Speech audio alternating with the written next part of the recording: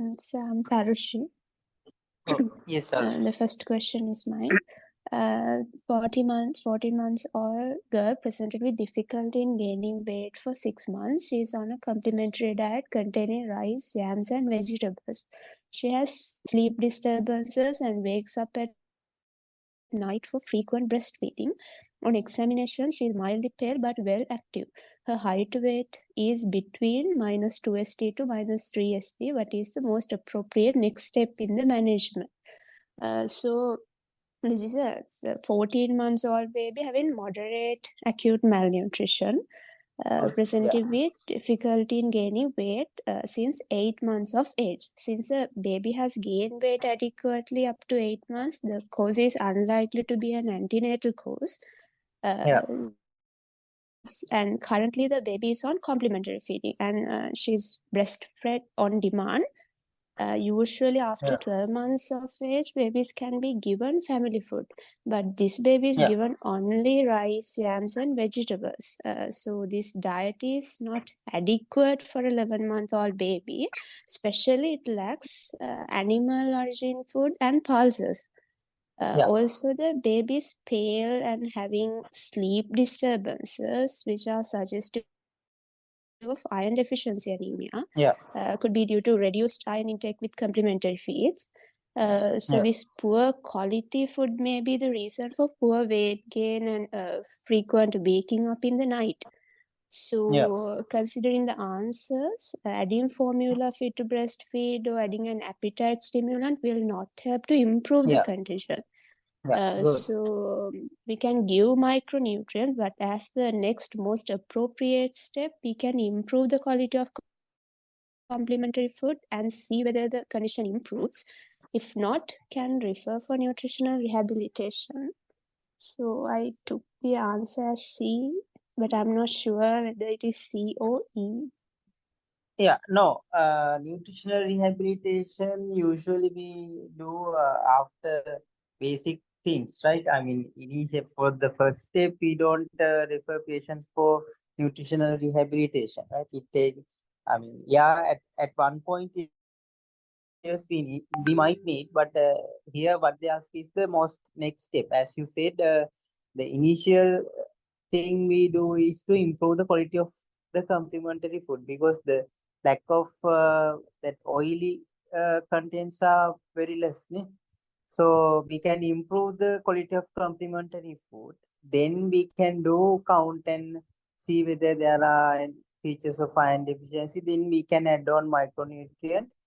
If it is not settling, yes, then we have to refer for nutritional rehabilitation, right? Those are the steps. First, to improve the quality of complementary feeds, then add on micronutrient. Then, not if it is not settling, we have to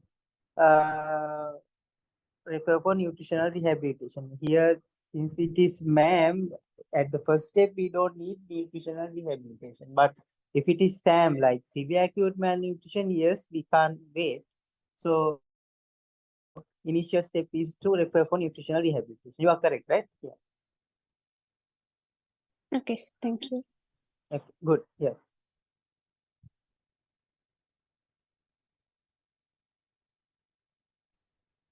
Shashanti, my question is a 10 days old baby girl presented with reduced urine output.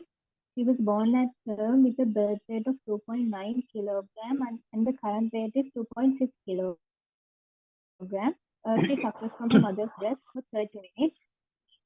What's the most appropriate next step in the management of this baby? Answers include correct urine for culture, observe and correct breastfeeding technique, prescribe the Lactobug to the mother, top up with excess breast milk and top up with formula feed. Adequate weight gain and urine frequency are reliable signs of adequacy of breast milk. So here this baby's weight has reduced from 2.9 to 2.6 kilograms. So it's roughly around 10%. So it could be due to physiological weight loss which occurs during first week. And that's a normal condition, and this lost amount will be usually regained from the 10th day onwards. And so about the urine, so that weight loss may be normal. And about the urine output, this most probably this reducing thing we have to do is observe and correct the breastfeeding technique. So I choose the answer B.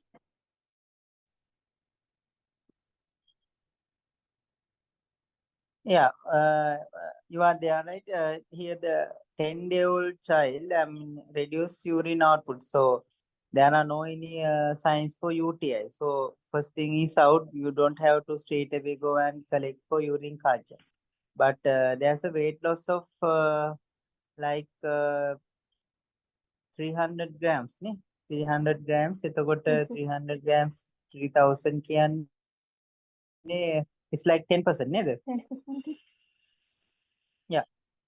It's around 10%. So she suckles from her mother's breast for 30 minutes. So we don't know whether that breastfeeding technique is correct or not. So we are starting with answer B. C is out. We don't prescribe lactobacillus for the mother. So top up with express based milk also we do. And top up with formula feeds, no. So there are two answers: observe and correct breastfeeding technique and top up with express breast milk.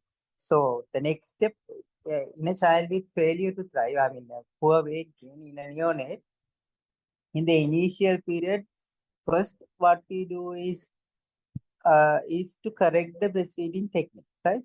So there can be a retracted nipple, there can be poor positioning, or there can be a poor burping technique. So we have to correct those things. Then if it is not settling or if weight is still poor, then we can go with top up EBM, right?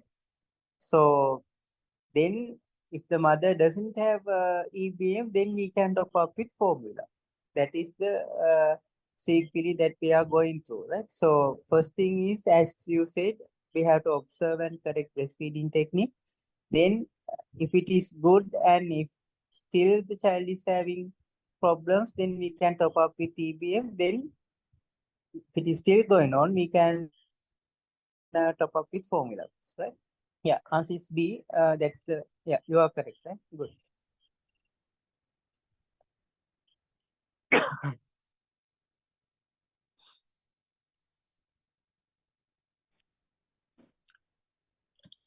So I'm Hasita. My question is Yeah. 35. 1 month old baby who is weighing 3.2 kilogram currently seen in a pediatric clinic as he is crying all time for inadequate breastfeeding. What is the best parameter to assess the adequacy of breastfeeding?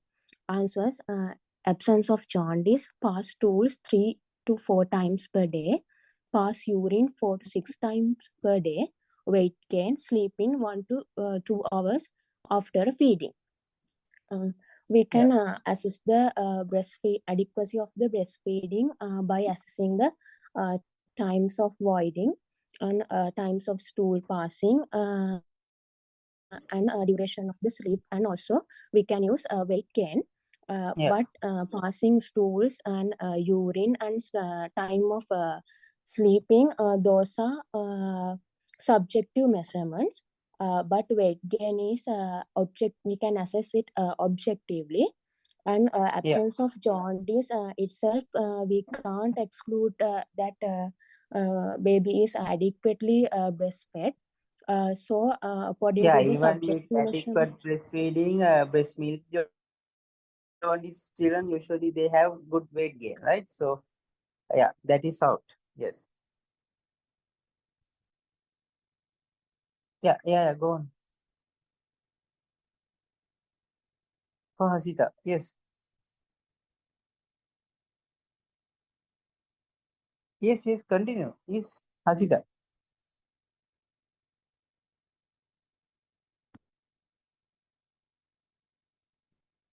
Has she gone? uh, am I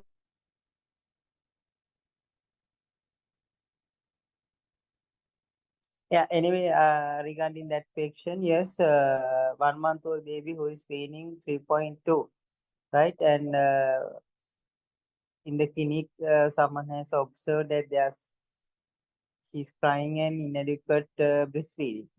So the best parameter to look for inadequacy is the weight gain, right? Because sometimes they pass stools at the same time they pass urine. So that's as she said, clearly said, it's a subjective measurement. So we can't go ahead with the subjective measurements.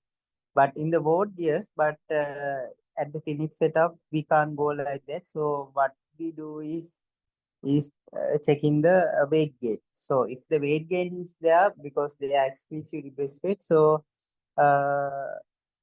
there should be adequate breast milk, right? So we are going through, the base parameter is the weight gain, right? Yeah. So what is the, yes,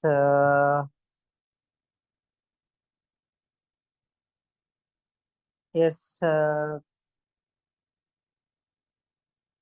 we lost someone. Yes, Sanka, yes. What is the difference between breast milk jaundice and breastfeeding jaundice?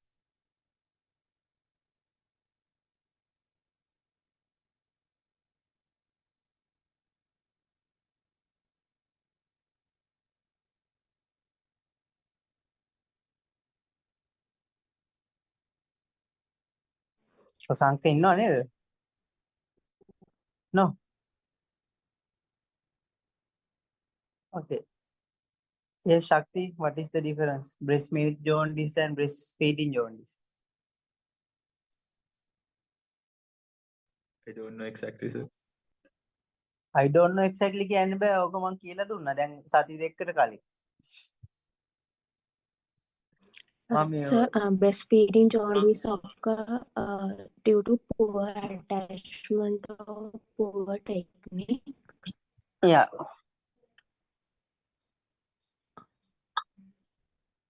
In breast milk jaundice, it occurs due to the increased glucuronide transferase enzyme in the breast milk. Yeah, that is the thing, right? So breastfeeding jaundice because of the poor technique for attachment and mainly because of the inadequacy of the breast milk, right? But they are jaundice because of the dehydration. But breast milk jaundice usually because of the maternal glucuronide transferase enzyme in the breast milk. So they are adequately well-grown neonates, but they have jaundice. So how do you differentiate? How do you uh, differentiate breast milk jaundice from the other things?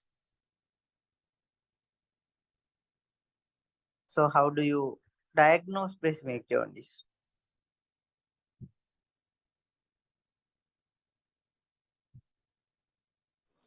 By excluding the other causes like incompatibility, hypothyroidism, Yeah, we have to sepsis, like exclude. So things. how do you, yeah, how do you diagnose breast milk jaundice? Yeah, anyone?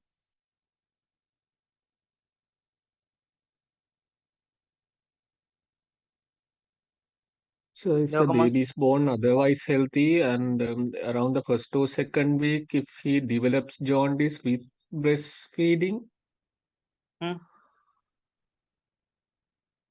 Is that the thing I told you? Yes, you can. You are the one who asked that question. So can't you at least remember?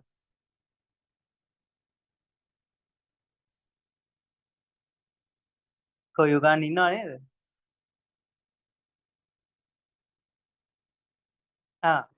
ඔයානේ ඇහුවේ ප්‍රශ්නේ නේද? What is breast milk jaundice and what is breastfeeding jaundice? Yeah, tell me how to මං කිව්වනේ උත්තරේ කියලා දුන්නා. Yeah, tell me how do we diagnose breast milk jaundice?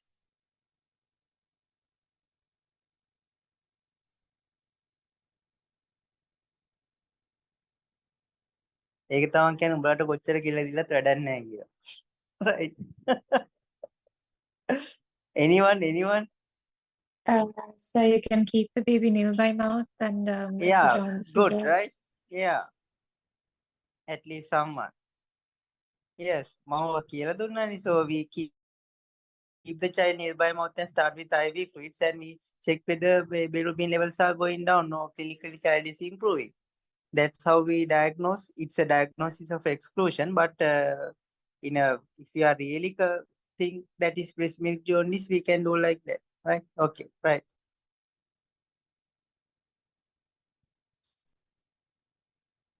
Yeah, next thing, next question. Yes, 36.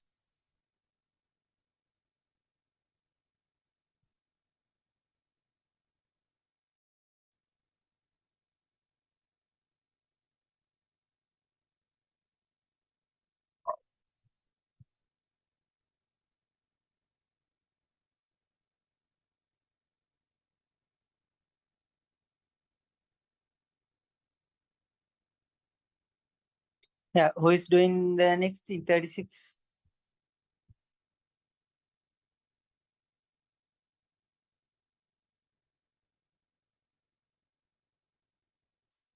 කෝද Udeshika නැද්ද?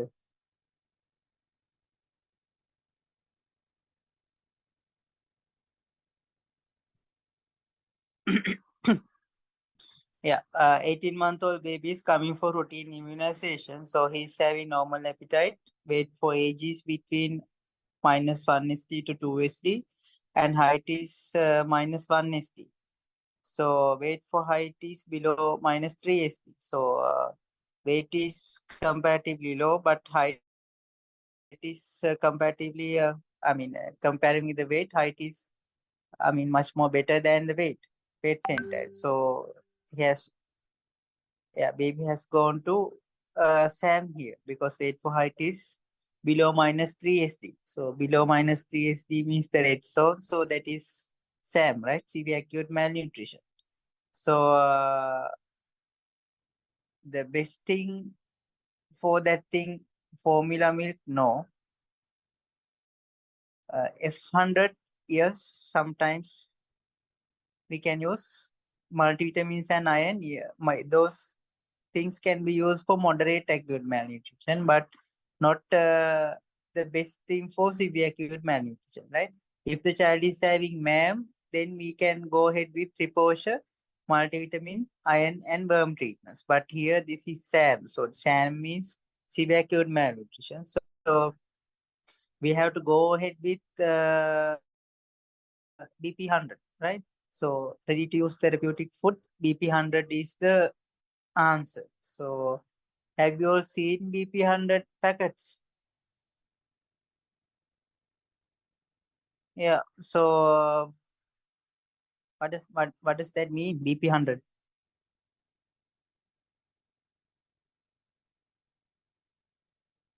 Yeah. BP100 is there are ways ඒ කියන්නේ charts තියෙනවා. හරි. ඒ කියන්නේ එක එක weight එකට දවසට නිමිත chart ගානක් ඒ කියන්නේ bus ගානක් තියෙනවා දෙන්න ඕනේ. So we are calculating with that thing. One bar contains 150. You don't have to know. But severe acute malnutrition, the best choice is the BP100, right? It has kilocalories. Calorie dense food, right? So F100, yes, sometimes we can use, but that is for severe acute malnutrition with like Kwashiorkor marasmus features, right? එහෙම තිබ්බොත් අපි F100 එකක් පටන් ගන්නවා. So otherwise, in a normal child with severe acute malnutrition, BP100 is the choice, right?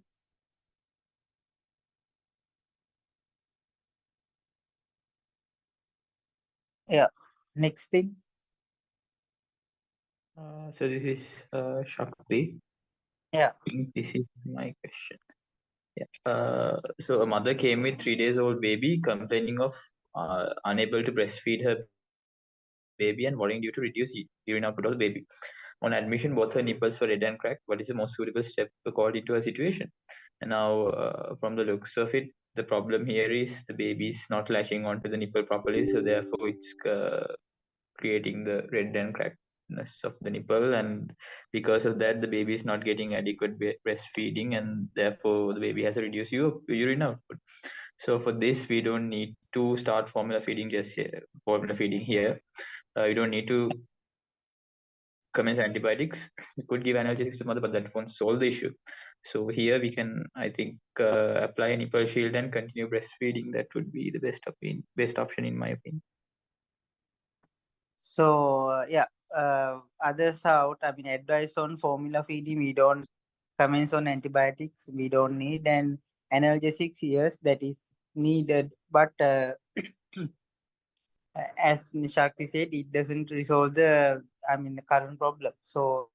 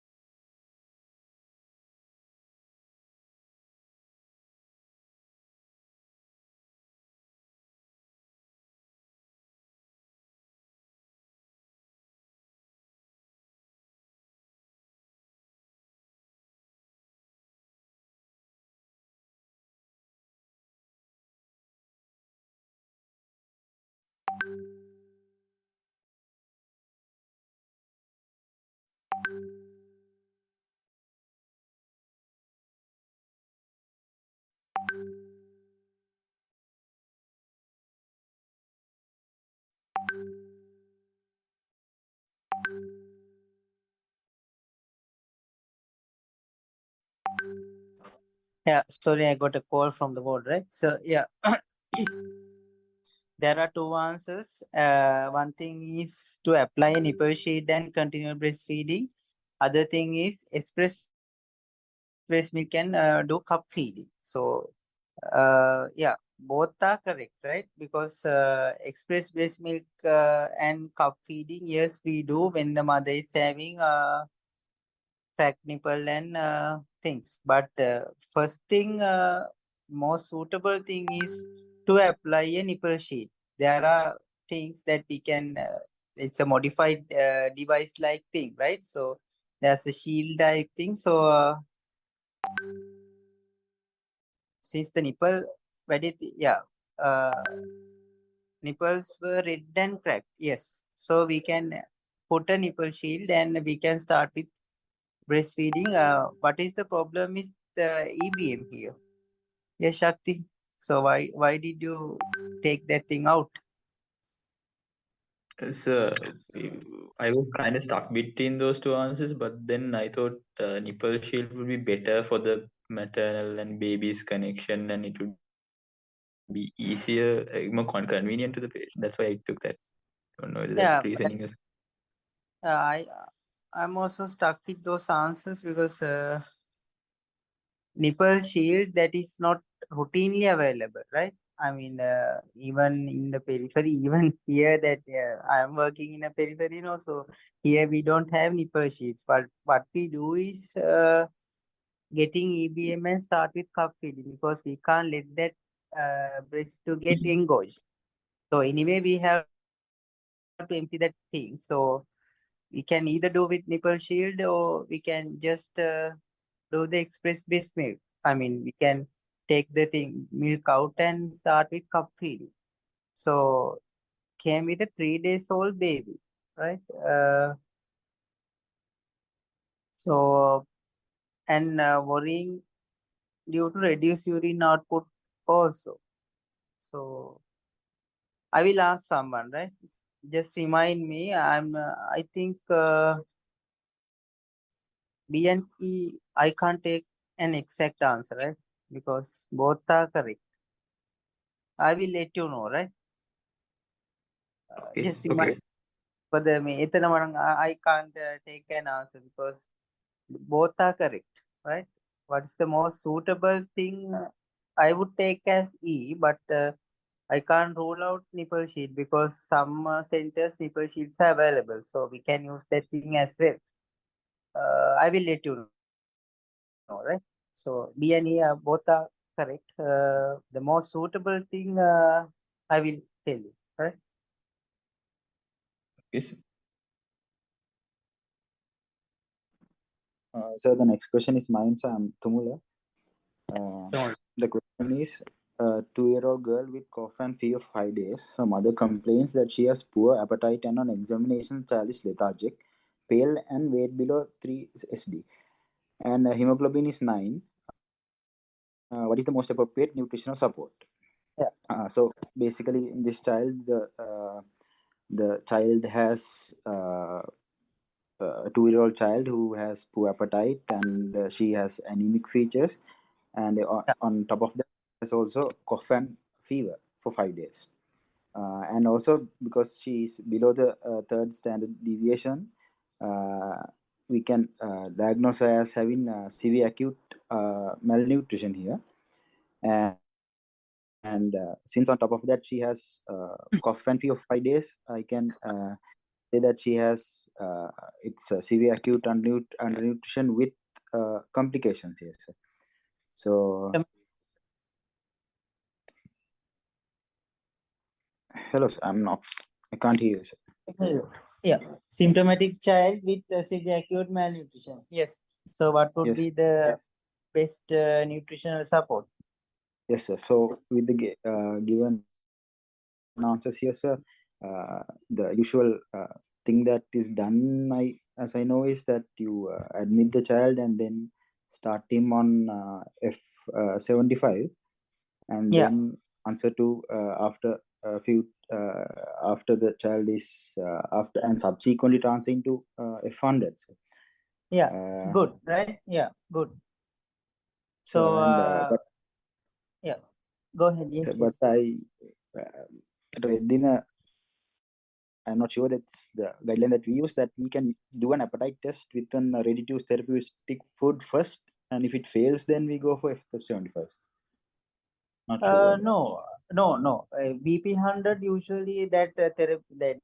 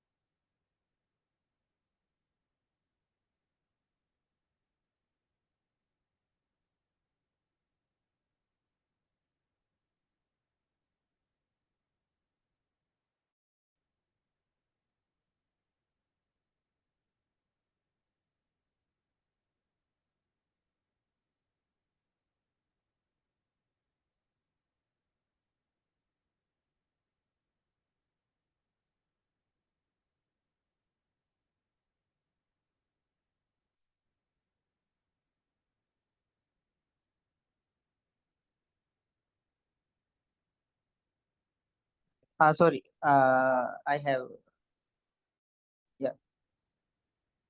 Right. Yes, Tumula, you are correct, right? So first the answer is F75, but we don't start with BP 100, right? Because child is symptomatic. So symptomatic severe acute malnutrition children, we have to start with F75, and we don't initially go with BP 100 then change to F75, right? So why don't we straight away go with F100 rather than going gradually from age 75 to 100? What is the reason? So in F75, it is relatively there's low protein and sodium, and Yeah. it's high in carbohydrates. So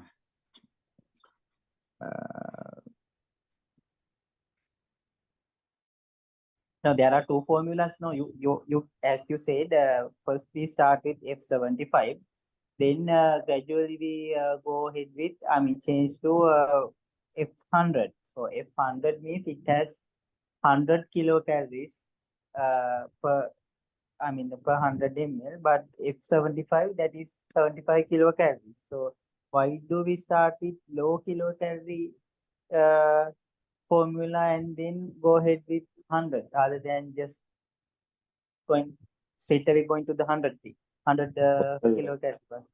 refeeding syndrome, sir? Yeah, good, right? Yeah, that's the answer. I want to take it out. Yeah, refeeding syndrome. It is again very hot topic, right? So you should know in and out about refeeding syndrome. So how does it occur?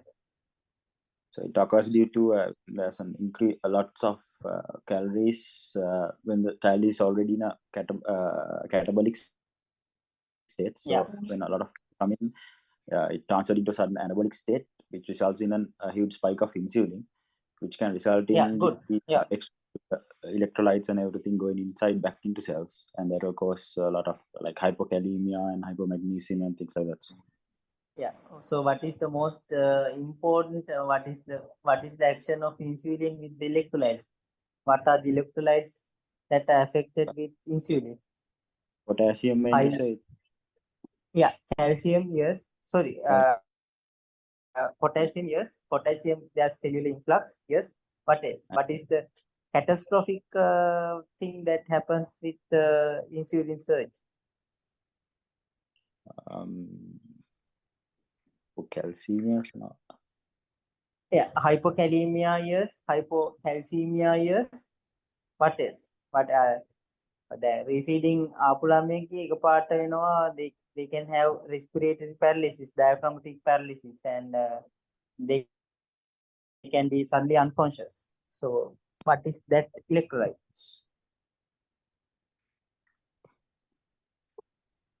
Yes, anyone? Hypokalemia, yes. Hypocalcemia, yes. What else? Magnesium. Yeah, magnesium, yes. There's another one.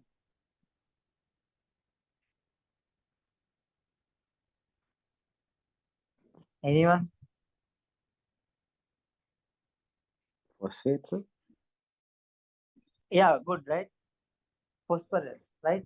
Phosphorus අඩු වෙන හින්දා තමයි ගොඩක් වෙලාවට diaphragmatic paralysis, muscle paralysis ඒ වෙන්නේ, right? So remember that thing, right? Phosphorus, phosphate, calcium, potassium, those are the things, right? Potassium අඩු වෙන හින්දා they can have arrhythmias, and suddenly they can collapse, and because of and muscle paralysis also because of the hypokalemia, and phosphorus is mainly in a diaphragmatic paralysis, right? So they can have respiratory paralysis and they can die, right? So how do we manage refeeding syndrome? We have done ICU payments, no? Yes, sir. So go and read, right? Go and read about basic management of refeeding syndrome, right? And it's another topic, viva topic එකක් විදිහටත් වෙනවා, surgical topic එකක් විදිහටත් වෙනවා, then essay question එකක් විදිහටත් වෙනවා. So go and read, right? Okay.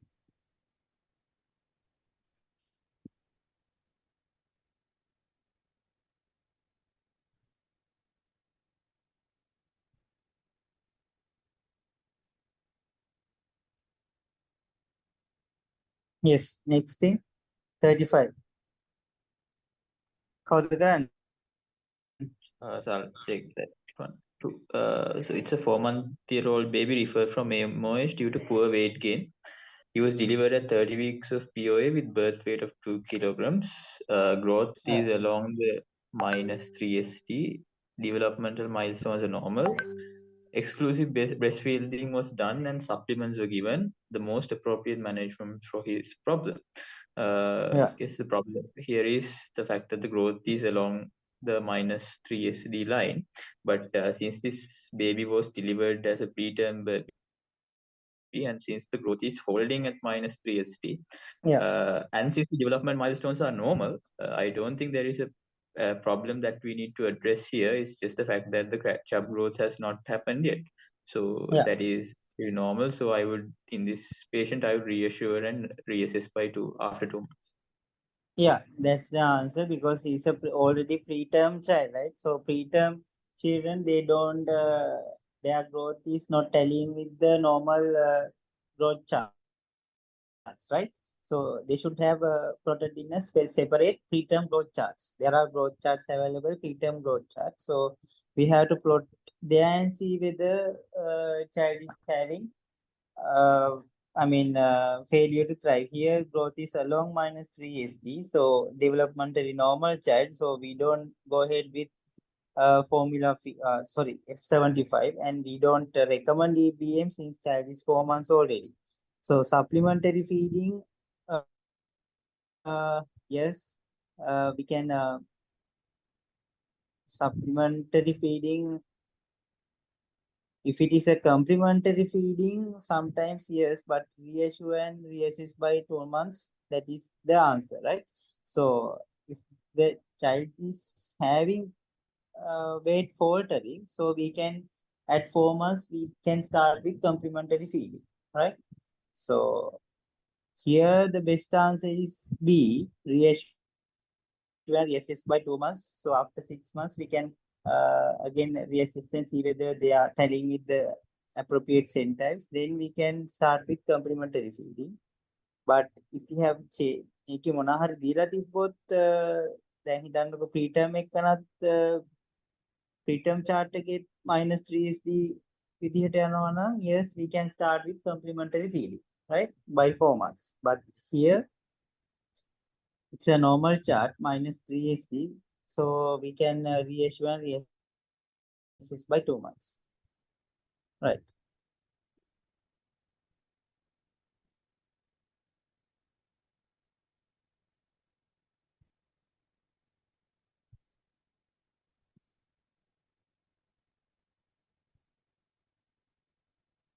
So who is doing?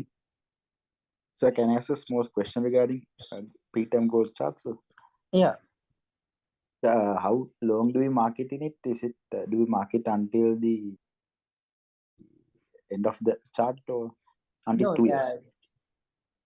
ඒක 54 weeks යනකම් තමයි තියෙන්නේ. ඒ කියන්නේ preterm දැන් ඒක පටන් ගන්න 28 weeks ඉඳලා ඒ chart එක. Yes. ඒක නැත්තම් I will send you, right? There are maybe I have some photos. Yes. It starts from 28 weeks, then we calculate up to 54 weeks. ඒ කියන්නේ 28 weeks ඉඳන් 54 weeks යනකම් තමයි තියෙන්නේ. Then we have to go with the normal chart, right? So I saw some, sir. Yeah. In some, I can't remember the particular charts. Weight for height, height for weight, so the end weeks were different. So some were at 76 weeks and some were at 68 weeks. So you can't.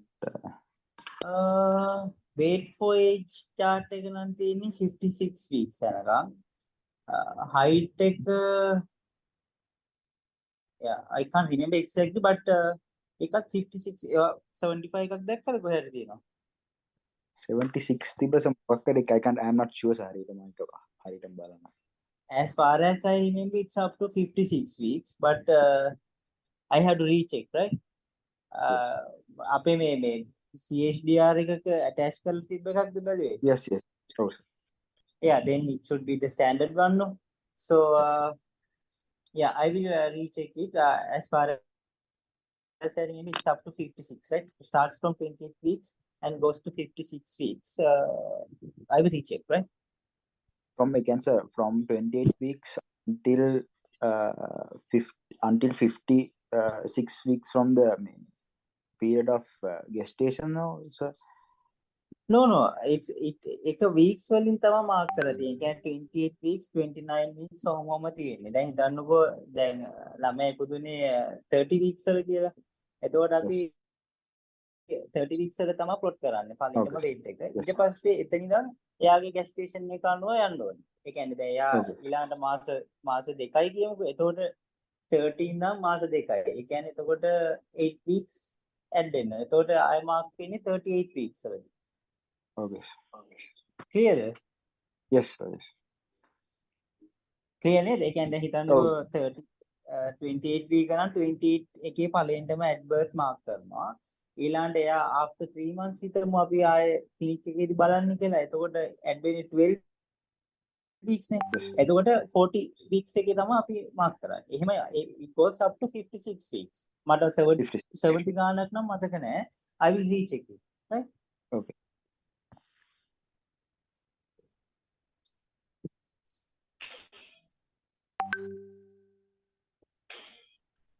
Sir, next question is mine, sir. Yeah. Dedunu. Sir,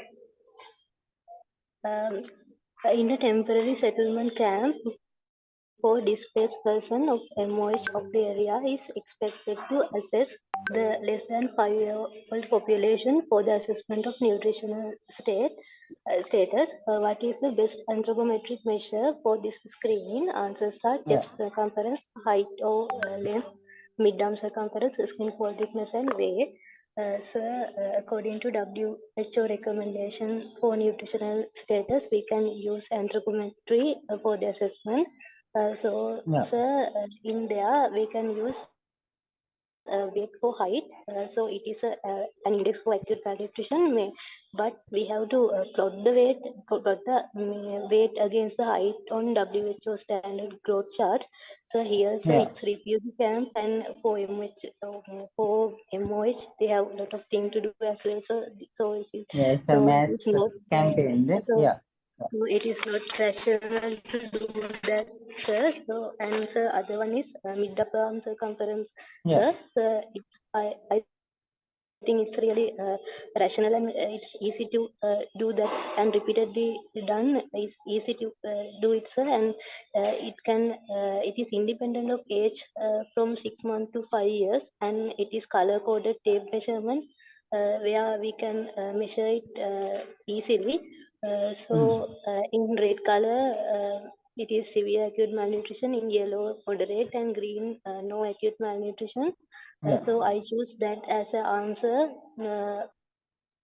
for assessing the malnutrition in under 5-year-old children. And so other answers, chest circumference, I have not heard, so it's using for the assessment, and height or length and weight alone, it is not used for the nutritional assessment alone, I think, sir. And sir, regarding D answer, skin fold thickness, the tricep reflex subcutaneous fat pad we can measure by, using caliper, but it is difficult, and it is difficult to measure accurately in younger children as well, sir. So I used answer as C, sir.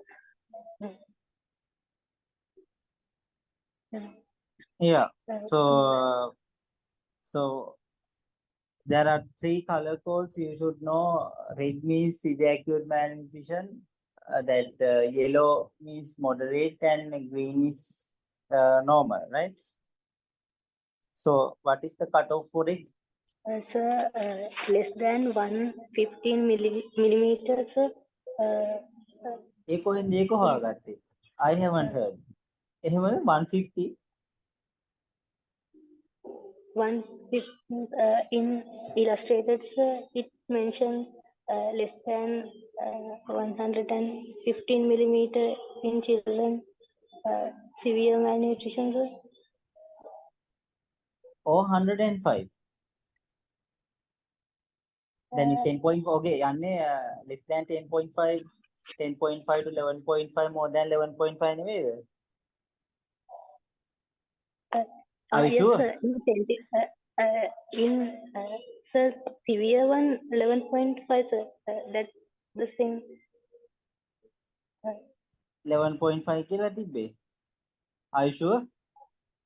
Sir, in no acute malnutrition in 13.5 centimeter and moderate in between 11.5 to 13.5 and severe is less than 11.5 according to the illustration. Sir, එහෙමද? the latest edition. Uh, I, I, I read it, sir. I ඉලස්ට්‍රේටර් don't know, ටිකේ sir. මේකක්ද තියෙන්නේ මේ is it WHO recommended කියලා දීලා තිබා as far as I remember that is 10.5 right? Are you sure? So book mentioned like that, sir. I don't know, sir. Right. Anyway, there are 3 zones: red, yellow, and green. Yeah, go and recheck with the WHO standard guidelines. Right? Okay, sir. මොකද Okay. අර මේ සමහර වෙලාවට ඕකේ තියෙන්නේ අර මේ western countries වලකනේ. අර අපේ Yes. WHO අපේ මේ south එකට එන එකේ as far as I remember that is 10.5 right? I will anyway go and check the value, right? Okay. Okay, sir. Thank you. Yeah, so this is a camp. So ideally that is made for height, but since it's a huge, I mean, it's a temporary settlement camp. So we have to be very quick and we have to be very efficient. So mid upper arm circumference is also one of the indicators, right? So we can use that. Yes. Yeah, 32. So I'm Ishaka. Yeah. 3-month-old baby on exclusive breastfeeding presented with vomiting and diarrhea for 3 days. He's not dehydrated, well looking. Perianal excoriations present. Stool were positive for reducing substances. What advice would you give to the mother? In infants, as reducing substances in stools, we can find galactose, lactose, glucose, and fructose. Usually having lactose is abnormal, usually present in lactose intolerance. Perianal excoriation can be found if the child is passing acidic stools. In lactose intolerance, since lactose is there in the colon, bacterial fermentation can occur on lactose and produce lactic acid, which causes acidic stools. So I think this infant is having lactose intolerance. In lactose intolerance, there's a deficiency in lactase enzyme secreted by microvilli of small intestine.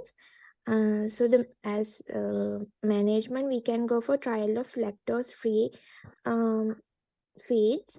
So I took the answer as B, prescribe lactose-free formula.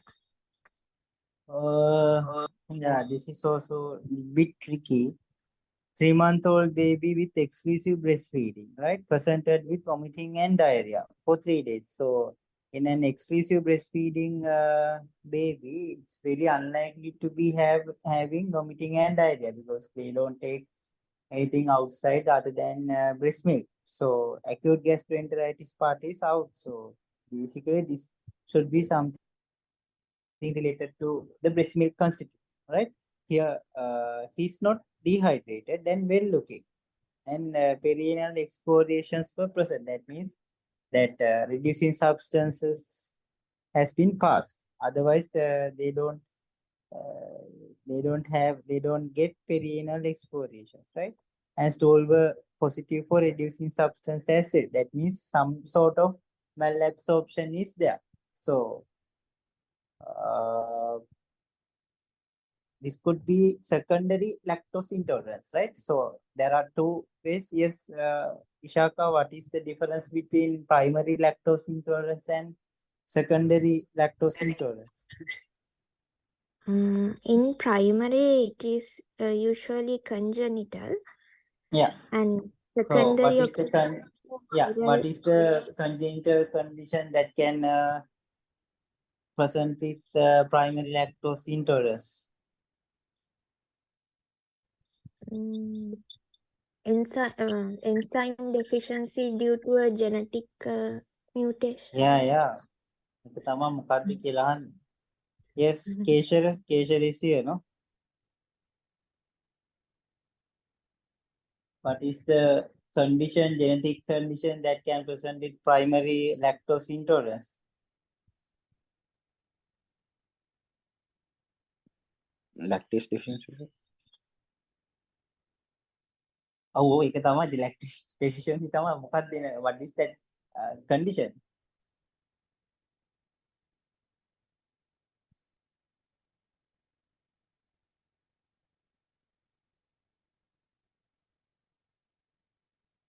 Yeah, there's a condition galactosemia, right? So galactosemia කියදී වෙන්නේ galactose අර කැඩෙන පාත් එකේ එක තැනකදී ඔක මේ වෙනවා. So they can't cope up with the galactose, so with that they can present with primary lactose intolerance, right? So secondary lactose intolerance mainly due to some postnatal insult to the GI tract. So here vomiting and diarrhea for 3 days. So with reducing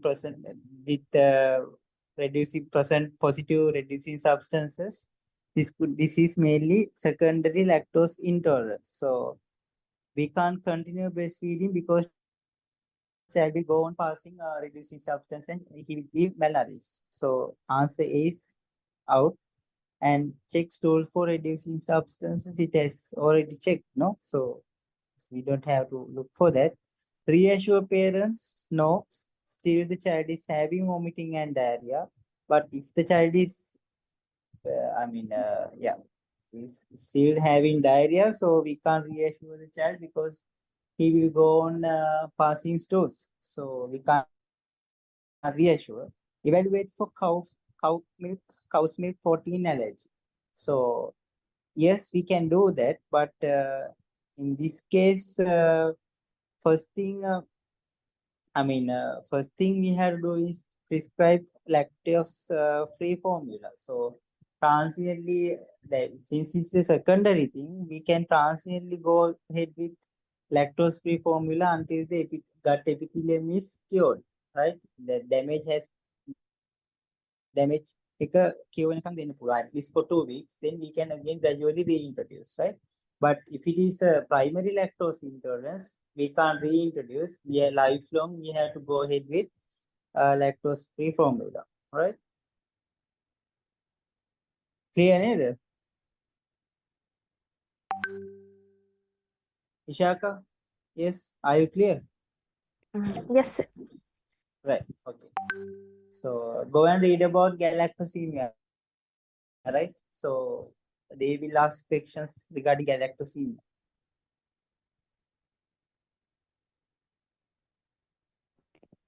Sir, next question is mine. I'm Prasadini. Yeah. 18-month-old baby presented with fever, cough, and shortness of breath. On examination, alert and pedal edema was noted. Weight for length is below 3 SD. Most appropriate management.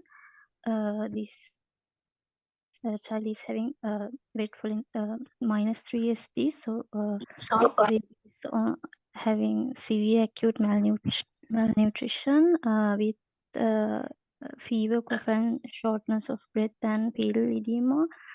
So symptomatic severe acute malnutrition. So I go on with answer A, F75. So what is the diagnosis there? Severe acute malnutrition is right. What is Kwashiorkor symptoms. Yeah. So what is the difference between kwashiorkor and marasmus? There are two things. No? Yeah, kwashiorkor usually they have edema, abdominal distension, but in marasmus they are shrunken, wasted So And there's no edema. how do we describe that appearance in marasmus? Uh, uh, mm,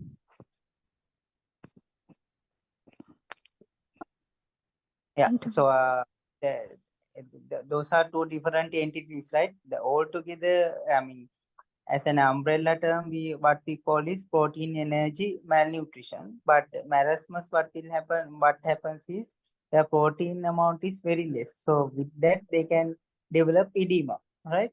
And they are edematous, and they are what is the characteristic skin appearance in kwashiorkor? Anyone? don't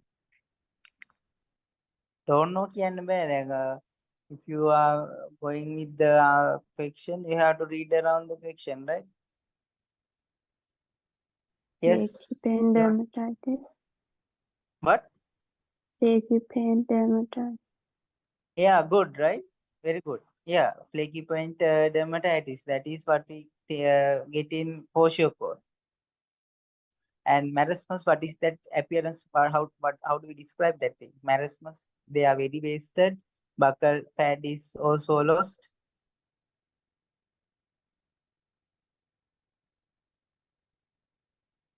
Yes, Kavindu.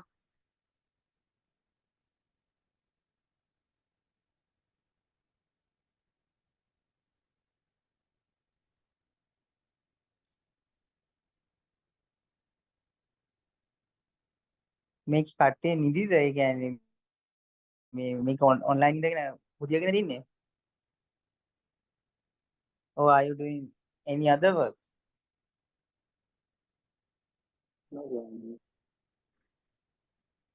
Yes.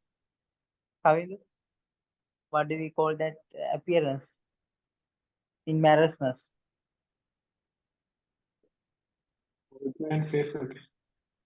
What? I can't hear you. Anyway, right? That is old wise monkey appearance, right? But that is the characteristic appearance we describe in marasmus, right?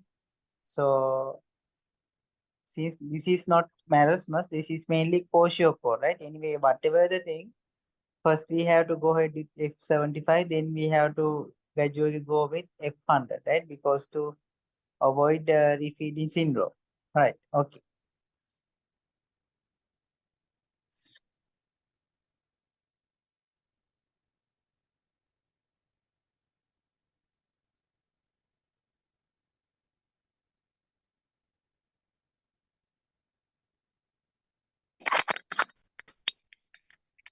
So I'm Ishani.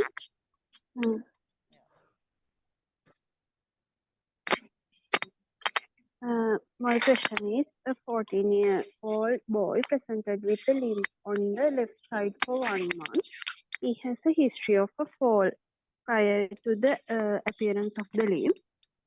His height is in the 50th centile and weight is in 97th centile. So he's quite obese, and on examination, the abduction and internal rotation is restricted at the left hip. What is the most likely diagnosis?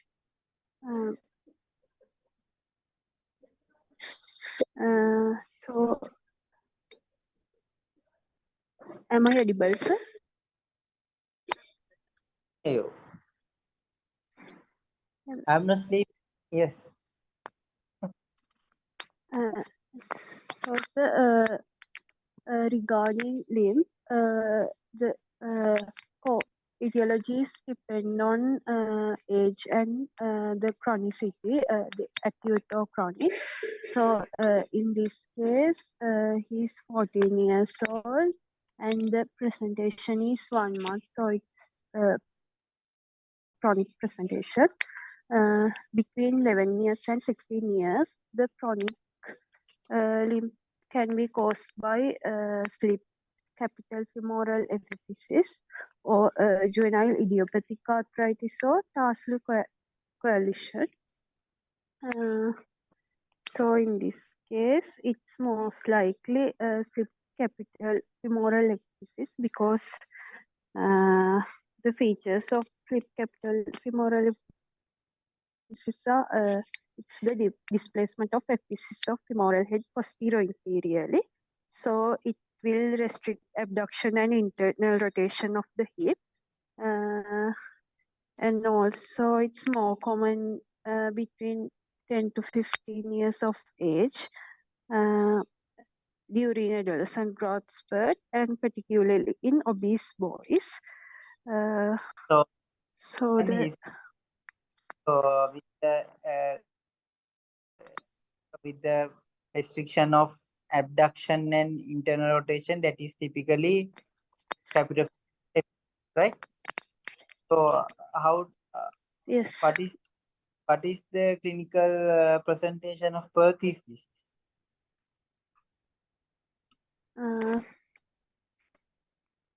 in Perthes disease,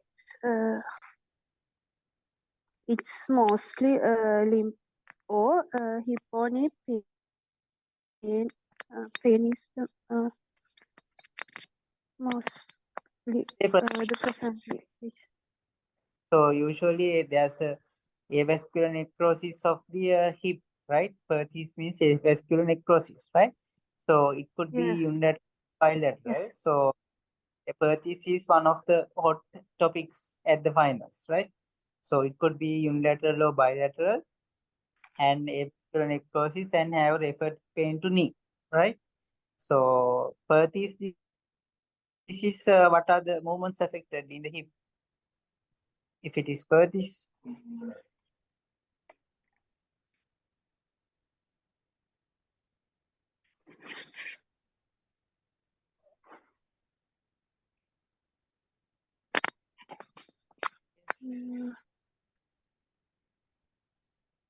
yes, Ishani.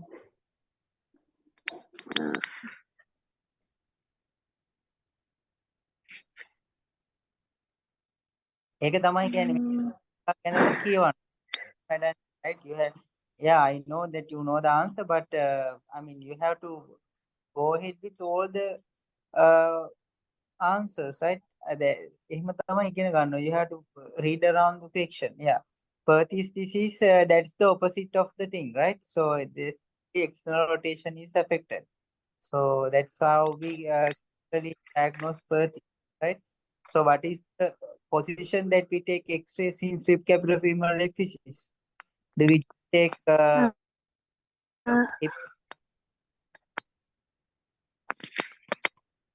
shock lateral view? yeah, good, right? Yeah. You have to take the frog view X-ray එකක් ගන්න ඕනේ. You don't just take AP X-rays. So should be the frog lateral view, right? So yeah, what are the in obese children? What are the other complications you would expect? One thing is slip capillofemoral epiphysis. Yes. What are the other complications of nutritional obesity?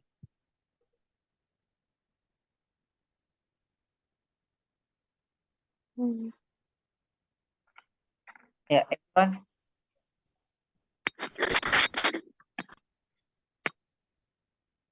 Yes, Keshav. What are the complications of nutritional obesity other than slip capillofemoral epiphysis?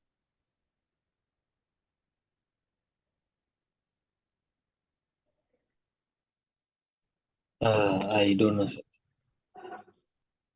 Don't know කියන්න බෑ. It's a simple question, right? In a nutritional obese children, other than slip capillofemoral epiphysis, what are the other clinical features you look for?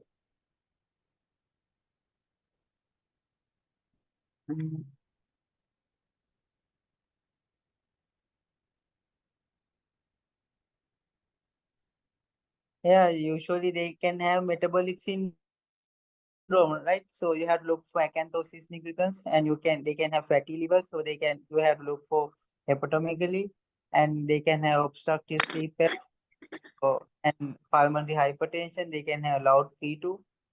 It's one of the essay questions, right? Paediatrics, critical features and management, right? Okay. Yeah. Yeah. Next question 50. Next, sir. Yeah, My next, sir. question is, 8-year-old girl presented with increased tiredness and difficulty in standing from seated position and climbing stairs for 2 months. She had Yeah. been treated for a facial rash, which had only partially healed. On examination, features of proximal myopathy were present in all 4 limbs. Which of the following investigations will help you arrive at a diagnosis? Answer. This is given on the single best answer question, so I think they expect one answer, even though the question says following investigations.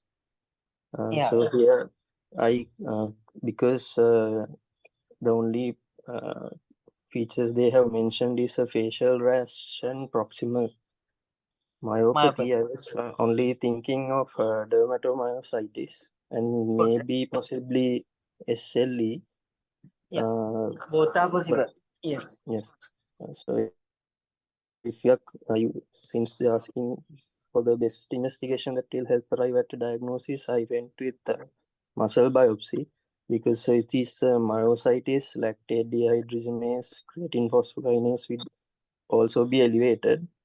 And ESR, because this is a chronic condition, it will also be elevated, and anti-nuclear antibodies will also be elevated in dermatomyositis. But to get a definitive diagnosis, right?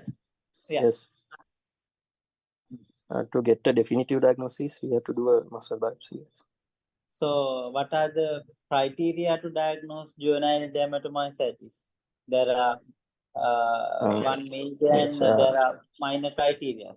We have to have the major criteria is the classic rash, which is a heliotrope rash of the eyelids, and Godron papules, which are present in the are present in the interphalangeal joints and extensor surfaces of the limbs. Yeah, good. And, very good.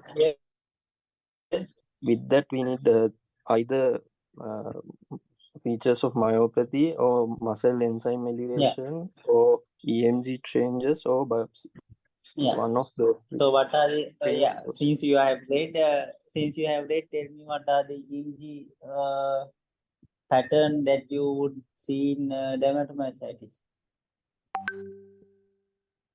So there are three the classic changes in UC.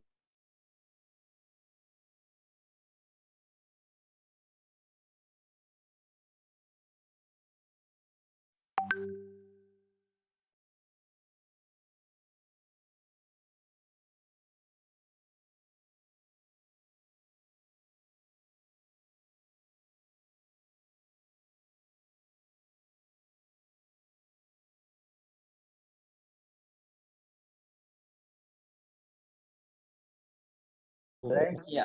Good. Yeah, that is the answer I wanted. There are classic fibrillatory changes in EMG, right?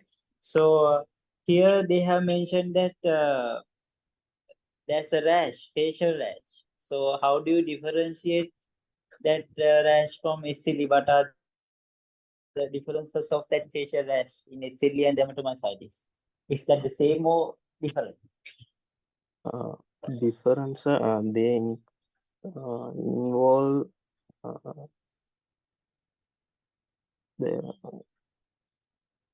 There's a difference, no? Yes. Yes. So what is the difference more, of that malar rash? That what we call is the malar rash, right? So in SLE, it also involves the upper eyelids as well. Yeah, but other than that, dermatomyositis usually that nasolabial folds are spared, right? But here in SLE, it doesn't spare. Usually it's also involved, right? That is how we differentiate. Yeah, good, right? So you have read about dermatomyositis. It's a again, it's a very hot topic, right? So go and read about juvenile dermatomyositis. So this is not SLE, right? So that only has proximal myopathy and a rash. So that is dermatomyositis. So you have to do the muscle biopsy, right? Yeah, good. Thank you.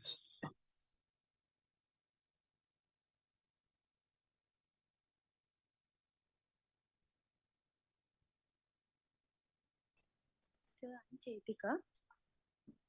Yeah. මොකද්ද කරන්නේ My අපි? question, 2022 March SBA 48. 48. Okay, right. Yes, sir. So my question is, a 4-year-old baby presented with joint pain for 2 months. In physical examination, he was found to have arthritis of left hip, right knee, right ankle joint. Also, Yeah. anti-nuclear antibody was positive. He was also having anterior uveitis, which features suggestive of poor prognosis. In pediatric, there are two types of arthritis. We classify arthritis into monoarthritis or polyarthritis. So this patient is having arthritis in 3 joints, so it is a polyarthritis. Also, he is having ANA positive and anterior uveitis, so it is more suggestive of inflammatory polyarthritis. Yeah. So the most common inflammatory Is polyarthritis this in pediatric age oligoarthritis or polyarthritis? Tell me that thing first. oligoarthritis.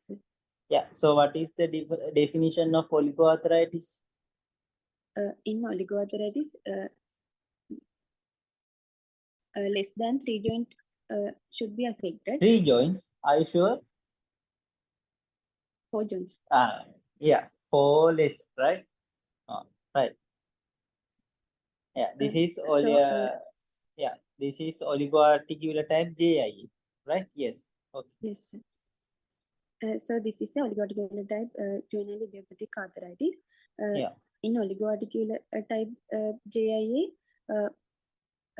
anti-nuclear antibody can be taken as a indicator of prognosis. If it is positive, they have an increased risk of having anterior uveitis. So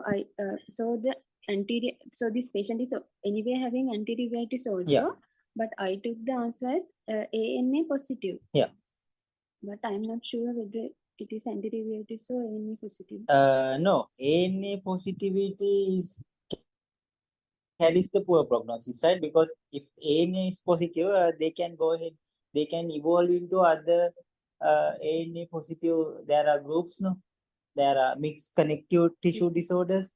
So they are more prone to get those things as well. There are mixed connective tissue disorder means there maybe you have heard Sjogren's syndrome and Behçet's disease. Then they can have again inflammatory bowel disease. Sometimes it can also IBD also all are associated with ANA positivity, right? So if the child has a positive ANA, that means he or she can evolve into any other connective tissue disorder. So they carry a very poor prognosis. So yeah, presence of anterior uveitis also it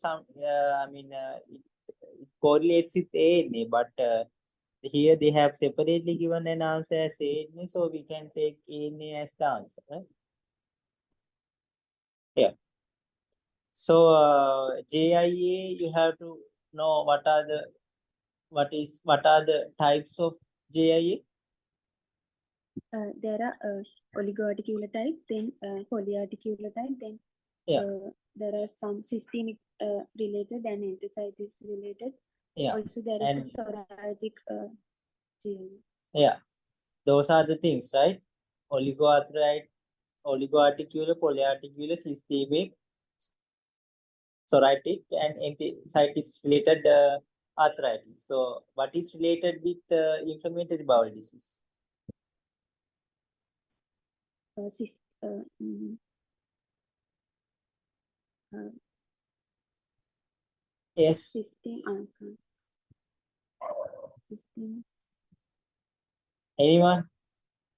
Anyone who has read about JIA? You are discussing one of the favorite topics of me, right? So you have to be very careful. Yes. What is associated with inflammatory bowel disease? Enthesitis related. Yeah. Enthesitis. Very good, right? Yeah. Enthesitis related arthritis is the thing that associate with IBD. Yeah, good, right? Good means very good. Yes. That means we have read. Yeah, good. And go and read about those types, right? And Sogia, systemic onset JIA, always there are questions, right? So how do we diagnose Sogia, systemic onset JIA? Yes, we'll ask someone. Yes, Kushani.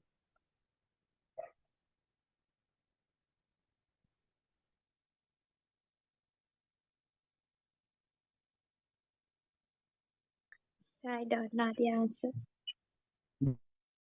Don't know. Yes, Aditya. How do you diagnose systemic onset JIA? What are the criteria?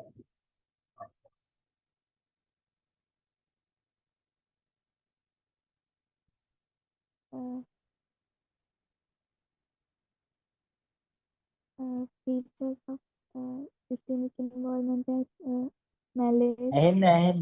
Yes. Features of systemic involvement as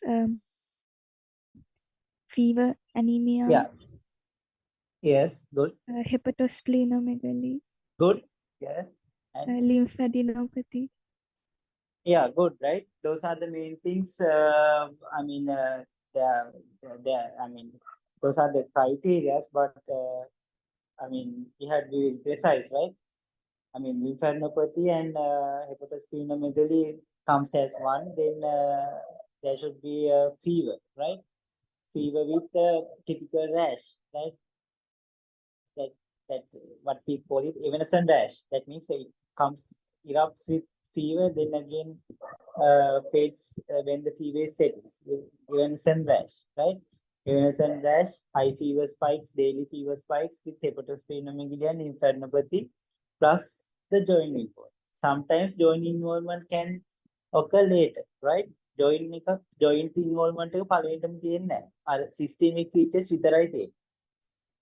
That is what we called as systemic onset JI, right? Anyway, yeah, go and read about that thing, right? Yeah, we go to the next thing.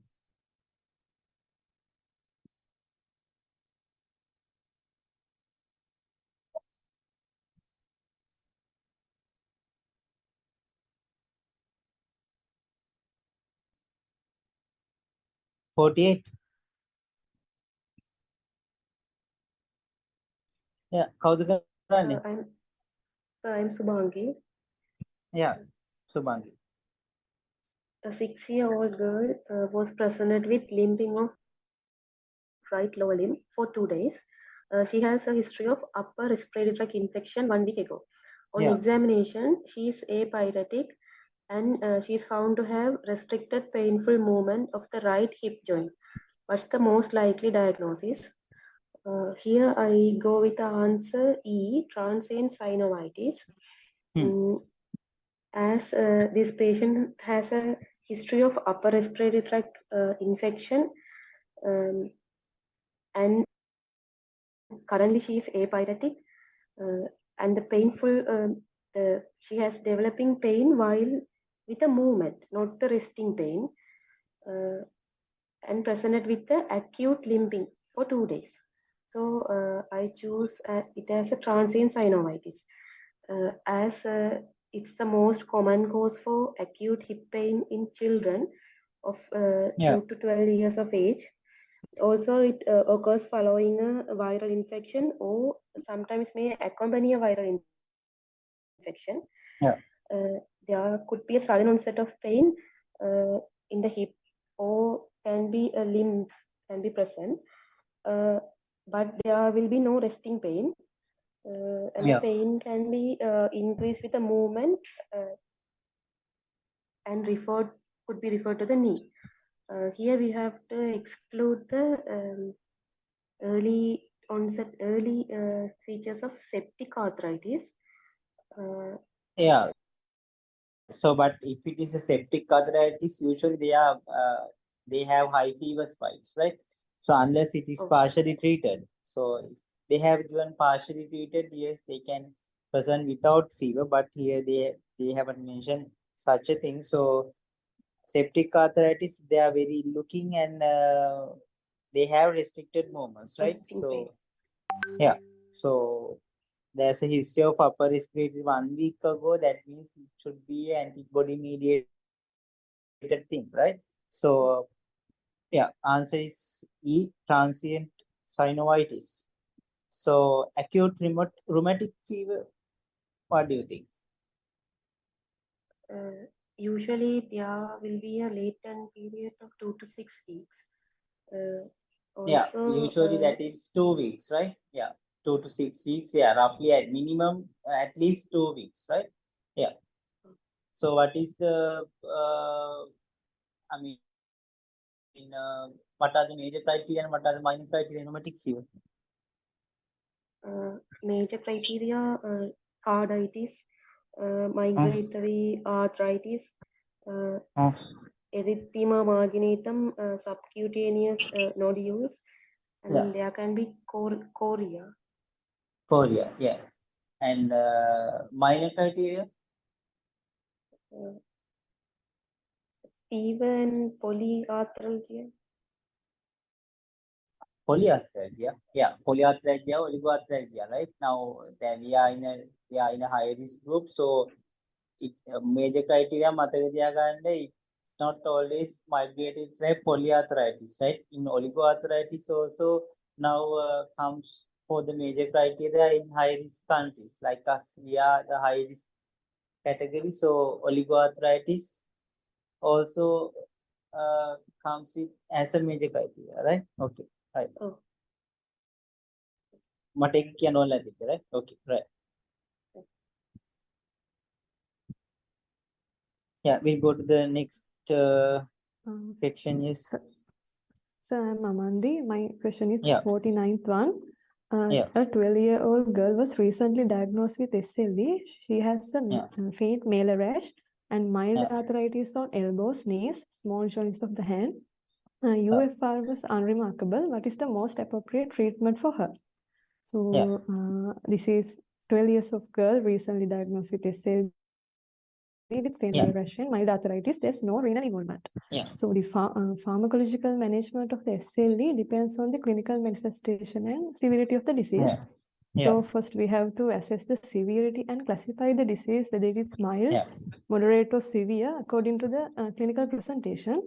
In mild disease, there's only cutaneous and joint involvement. Patient might present with rashes and arthralgia without any major organ involvement, like the presentation given in the question. In severe disease, it shows involvement of vital organs like kidneys, brain, and systemic involvement and vasculitis. As previously mentioned, the pharmacological management differs with severity of the disease. So, but hydroxychloroquine, so in this answers A acetioprine, B cyclophosphamide, C hydroxychloroquine, D methotrexate, E prednisolone. Hydroxychloroquine is recommended for all patients with SLE. It also used to treat mild SLE patient with rashes and mild arthritis. In addition to that, it prevents SLE flares and improve the mortality.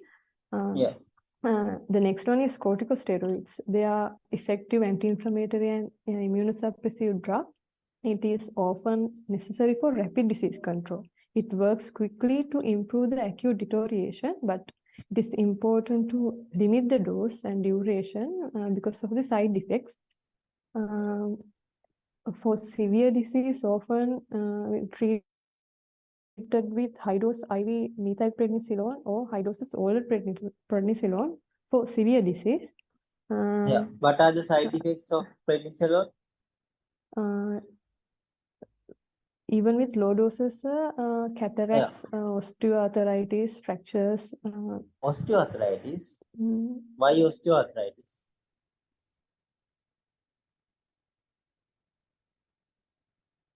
Osteopenia, yeah. They can have fractures, yeah. Later on, yes. Osteoarthritis, yes. What are the acute things we anticipate in a prednisolone overdose children? Hyperglycemia. No. Yeah, hyperglycemia and hypertension, right? Hypertension. Those are the main, those are the main two things. Don't forget common things, right? Okay. So because of that, oral corticosteroid should be avoided as much as possible. And next drugs is immunosuppressive drugs like methotrexate, azathioprine, and cyclophosphamide. Yeah. These drugs are used for moderate to severe form of SLE, not for mild disease. So according to this clinical presentation, she is having mild SLE. So yeah, so we can take the answer as C, no? Hydroxychloroquine. Yeah, hydroxychloroquine. So what is hydroxychloroquine? It uses as an anti-malarial drug as well. Yeah. Okay. What are the side effects of hydroxychloroquine?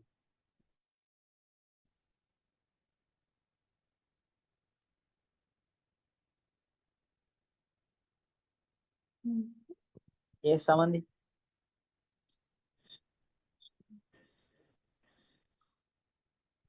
ඒක තමයි වටේ around fiction එක කියවන්නේ. Again, then if you get an answer hydroxychloroquine, you should know in and out about hydroxychloroquine. මොකද next section they put regarding hydroxychloroquine, their side effects and the things, right? So hydroxychloroquine වල මොනවාද side effects?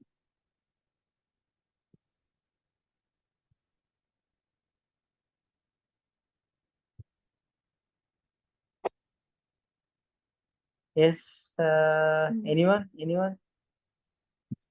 Retinal toxicity. Yeah, good, right?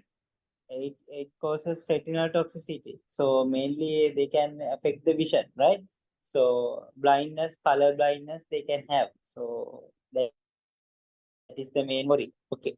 So yeah, if I change the picture like this, 12-year-old girl was recently diagnosed with SLE and she has a faint malar rash, mild arthritis of the elbows, knees, and small joints. GFR shows red cells with protein plus. What is the most appropriate treatment for her? Now, what is the answer?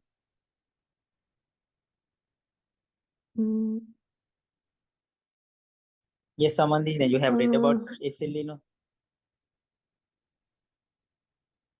Methotrexate or azathioprine. ඉතුරු වෙච්ච එක තමයි answer එක. Cyclophosphamide. So if in a SLE with renal involvement, other than the first line drugs like hydroxychloroquine, we can use, but what we straight away use is cyclophosphamide pulses, right? Usually we give 6 pulses, monthly pulses දීලා තමයි අපි අඩු කරගන්නේ. අපි step up therapy, right? අපි කියන්නේ step down therapy එකට තමයි යන්නේ. කියන්නේ පළවෙනිටම පොඩිකින් පටන් යන්නේ. From the first instance we use cyclophosphamide, right? So what are the side effects of cyclophosphamide?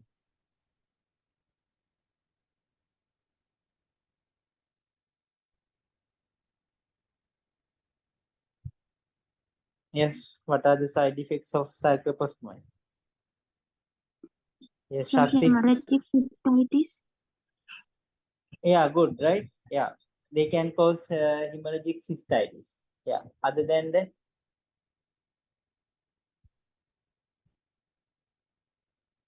cyclophosphamide yeah, they can cause pancytopenia as well, right? Bone marrow suppression. The common thing is, common is literally common hemorrhagic cystitis, but usually we haven't seen a lot of patients with hemorrhagic cystitis because we hydrate the child while on cyclophosphamide, but we can see pancytopenia as well, right? So SLE with renal involvement, the drug of choice usually is cyclophosphamide, right? Okay.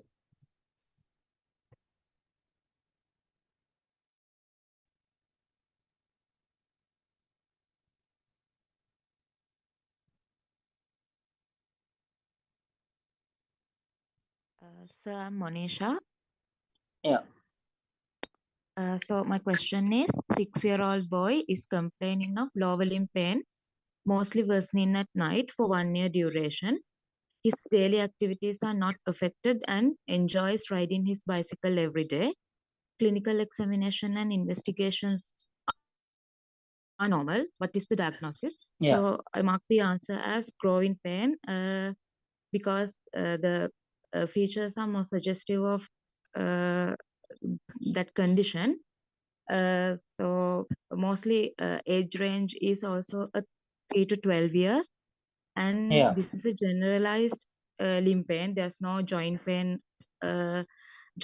So I and also pain symmetrical in lower limbs and not limited to joints. So and his physical activities not limited, and there's no limb, and the clinical examination and other investigations are normal. So I took the answer as growing pain. Yeah, it's a simple thing, no? Yeah. Usually that pain usually worsening at night. So if it is an inflammatory joint or inflammatory pain, usually worsen in the morning. Morning stiffness should be there, but here worsening at night is usually mechanical type pain. So out of this, growing pain is the answer. Attention seeking behavior usually their complaints usually in the daytime, right? Not at night mainly, right? So juvenile arthritis also all are go ahead with the the morning pain, right? So this is it's a no. It's an easy question, right? Yeah. Okay, good.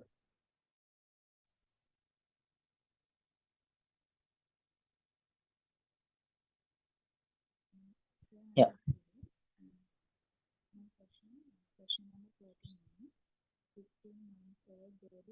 Isuri, I can't hear you.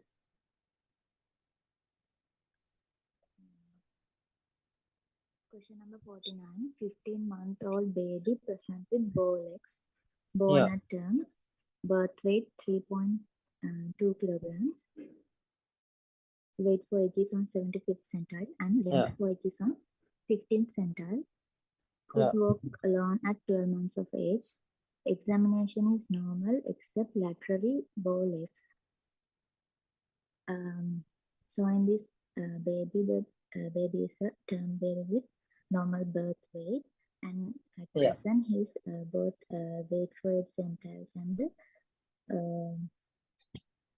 length centers, all the normal. So the baby is having a normal growth, and also in the development wise, there is no any developmental delay in this baby.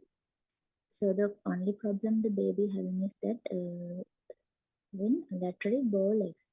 So when considering the infants and other toddlers, initially when they try to stand and walk, initially they gain their leg alignments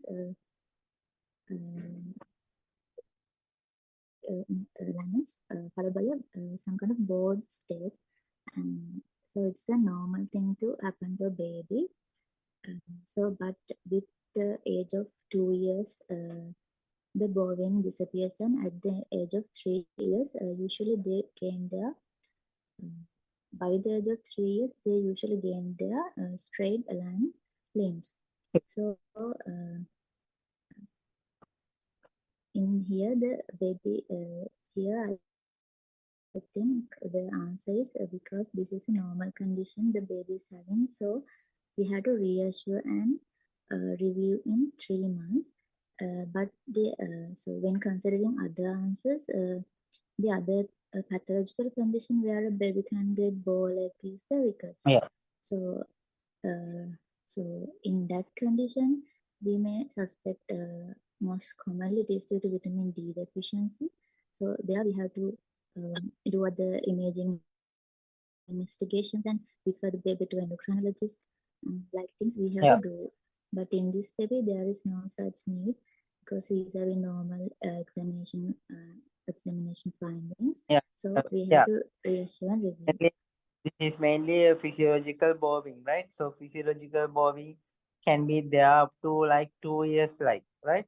After that, they will get some, virus. Then the normal joint is there after, usually after 7 years, like, right? So after 3 years, like, could be some sort of virus, but initial period there can be valgus, the bowing of legs, right?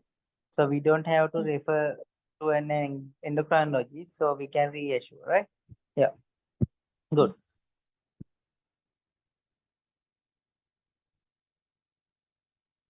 So what are the wait. So what are the X-ray features in rickets? Yes, Yugan, host.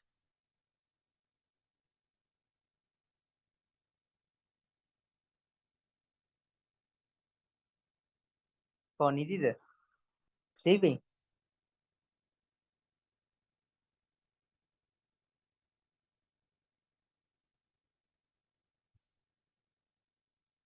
What are the X-ray features in rickets?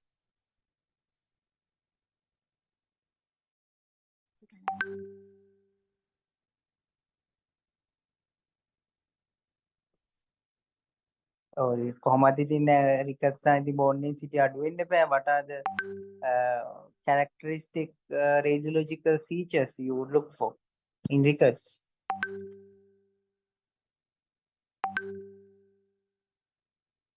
Yeah, a wide epiphyseal gap plate is there, can be there. Growth plate, yes, good. What else?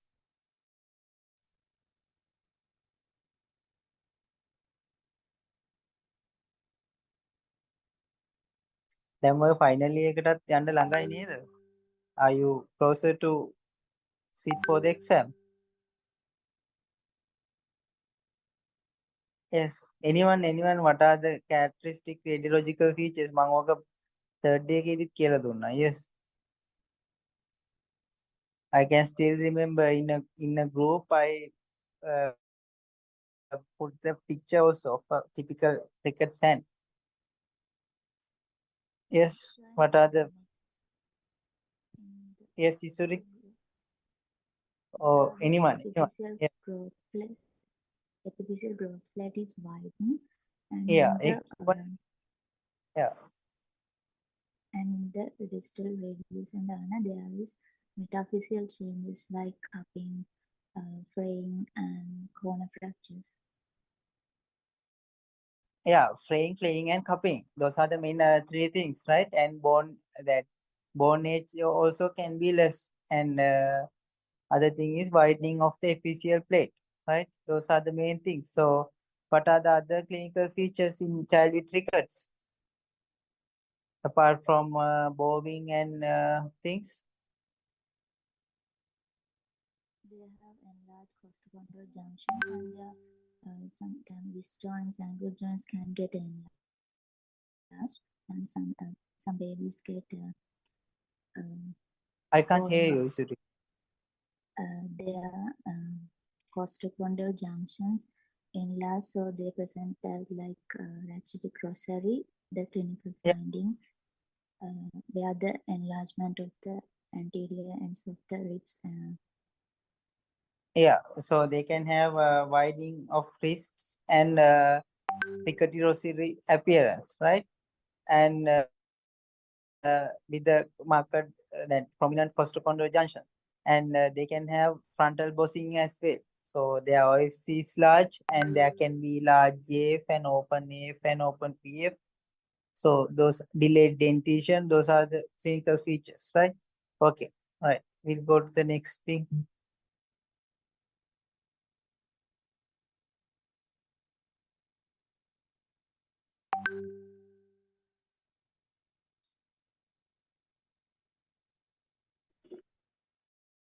So I'm Nimeshi. Yeah, My question is a 10-year-old boy presented with a 3-day history of pain in the left hip and limb. On examination, internal rotation and abduction was limited. What is the next step of management? In 10-year-old boy, most likely causes for hip and limb pain are in school boy most commonly can have trauma, but not mention history of trauma and no swelling or redness, and only internal rotation and abduction was limited. In trauma can be all the movement can be restricted. Other causes are transient synovitis. Transient synovitis is the most common cause of acute hip pain and limb pain. Most likely 2 and 12-year boys common with transient synovitis and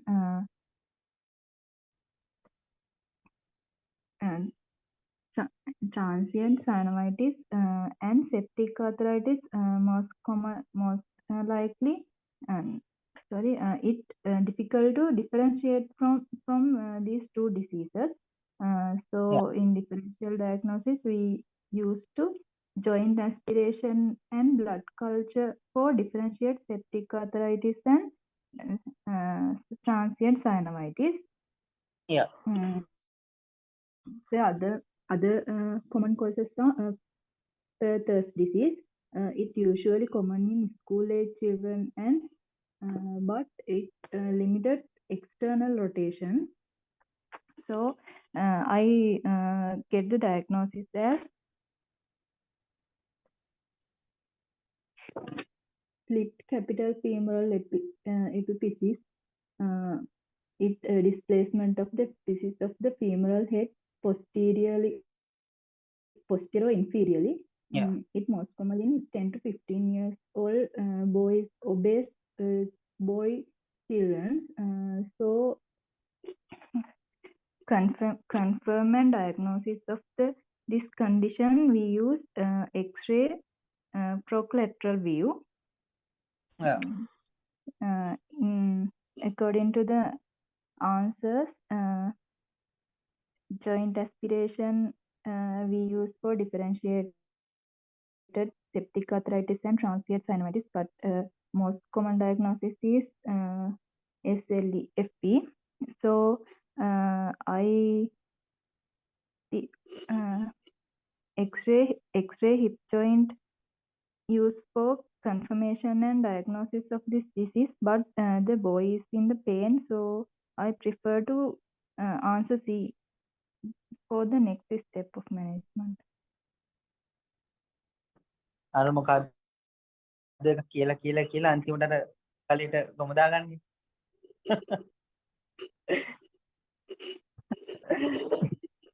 Right, 10-year-old boy with history of pain. Yeah, she was nicely describing the things. So mainly this is internal rotation and abduction is limited. So that is mainly slipped capitofemoral epiphysis, right? So if it is septic arthritis, usually they are very ill looking and they usually have fever, right? And so joint aspiration is done for septic arthritis to look for the culture sensitivity, but here it's not that thing. And remember there's one rule in rheumatic conditions, right? We don't straight away start with analgesics until we come to the diagnosis, right? That is the golden rule in rheumatology, because it can mimic. So if it is a rheumatic fever, once it's just after we start with analgesics, as Chen says, the arthritis can be completely resolved. So it can, completely mask the other effects also.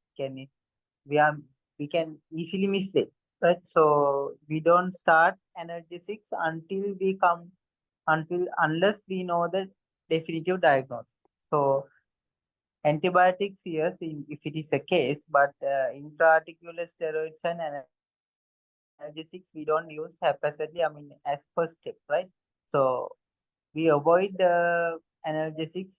Paracetamol, yes, other than paracetamol, we don't use anything until we know the cause, right? So answer is B, X-ray hip. So we can easily see the progressive appearance. Then we can with the casting and all, printing and all, right? So what is the management for slip capitofemoral epiphysis? We can manage as primarily surgical stabilization with pin fixation. Sometimes prophylactical use pin fixation in collateral side also. Yeah. Okay. Right. Good. So here the answer is B, right? So we don't use analgesics unless we know the etiology, right? Yeah. Thank you.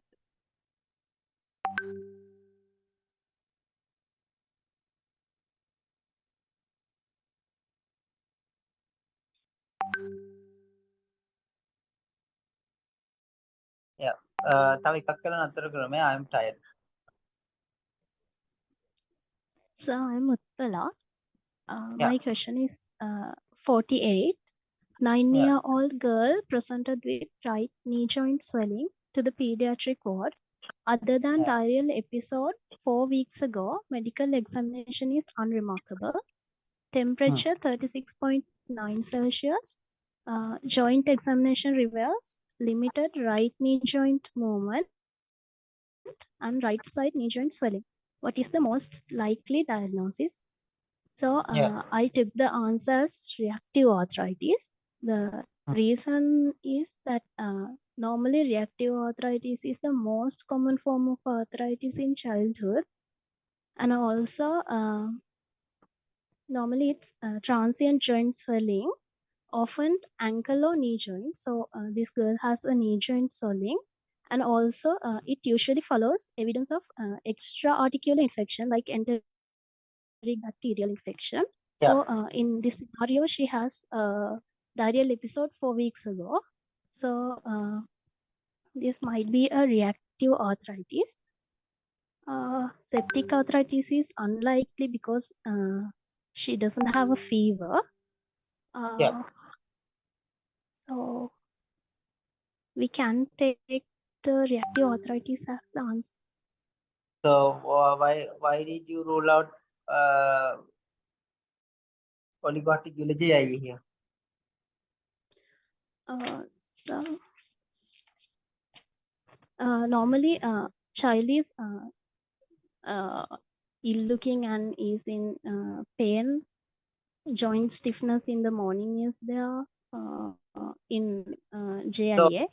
So to diagnose JIA, how long the condition should be It there? has to be more than 6 weeks to diagnose. Right? Yeah, more than 6 weeks it should be there to consider JIA. Here this is an acute thing, so it can't be JIA. Yeah, but this disease.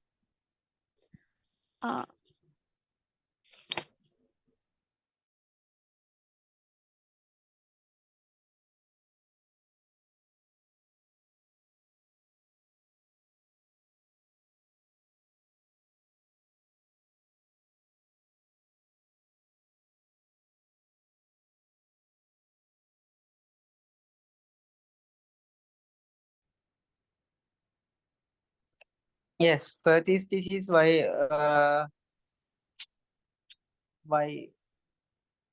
you disregard Perthes disease here?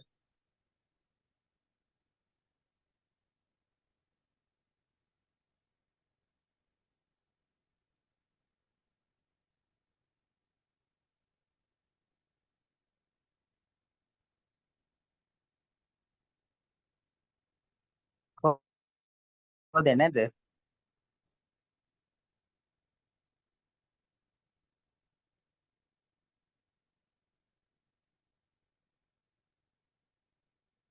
Where is she? Has she gone? I'm here, sir. Okay. So how did you rule out Perthes here? Perthes most of the time involve femoral head, so hip joint has to be involved. Yeah. So yes, mainly this is other joints, no? Knee joint swelling. There can be knee joint pain, but knee joint swelling can't be there because Perthes disease always have a referred pain to the knee, right? So yeah. This is unlikely to be the Perthes disease. So SLE. SLE, normally SLE patients have a malar rash, So there's no mention about that. No. Normally කියන්නේ මේල රැෂ් එක නැති වෙන්න පුළුවන්, right? Okay. So are the criteria to diagnose SLE? What are the criteria? It usually present in adolescent females with malaise and arthralgia. No, I'm asking what are there are criteria to diagnose SLE. So what is the entry criteria for SLE?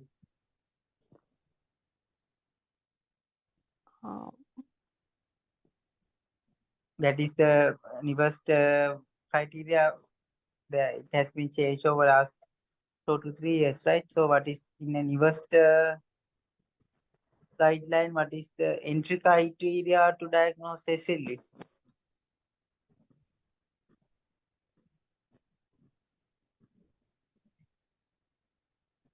Anyone?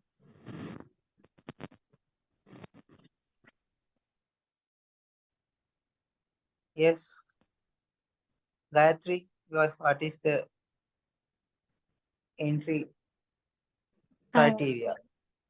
The ANA antibody levels are Yeah, used to decide. right.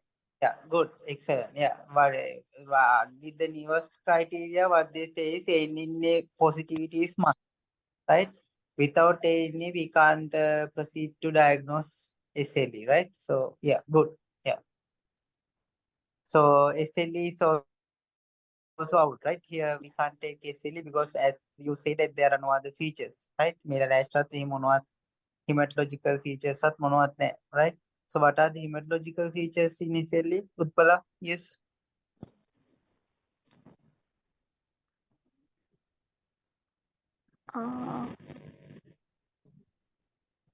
Thrombocytopenia Yes. and autoimmune hemolysis.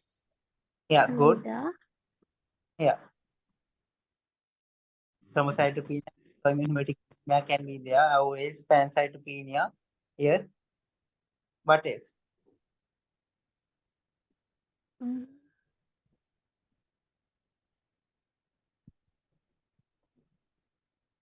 So there can be a positive. What?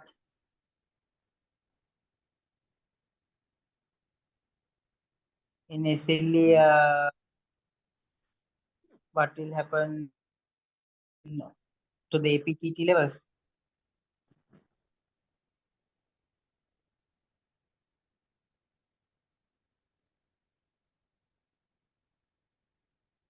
So usually SLE they have lupus anticoagulant, no?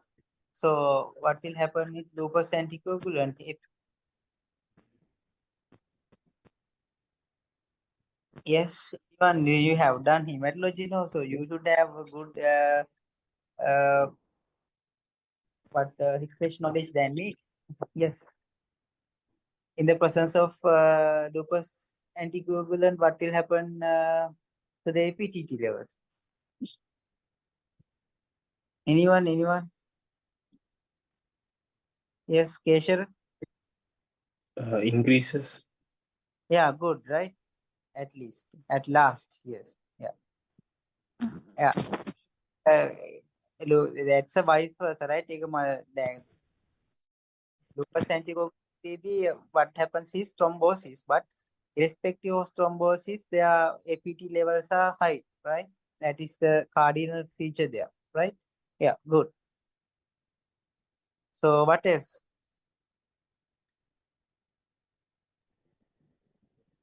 Yes, Utpala. What are the other hematological things?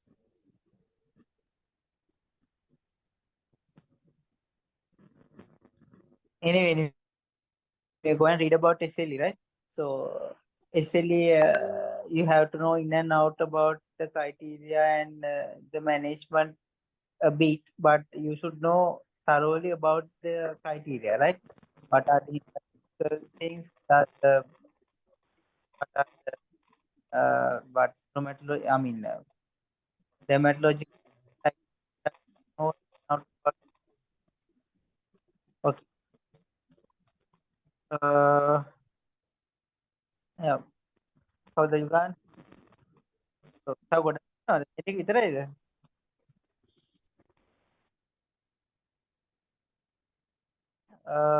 Yes, I'm tired, right? So we can do next time, right?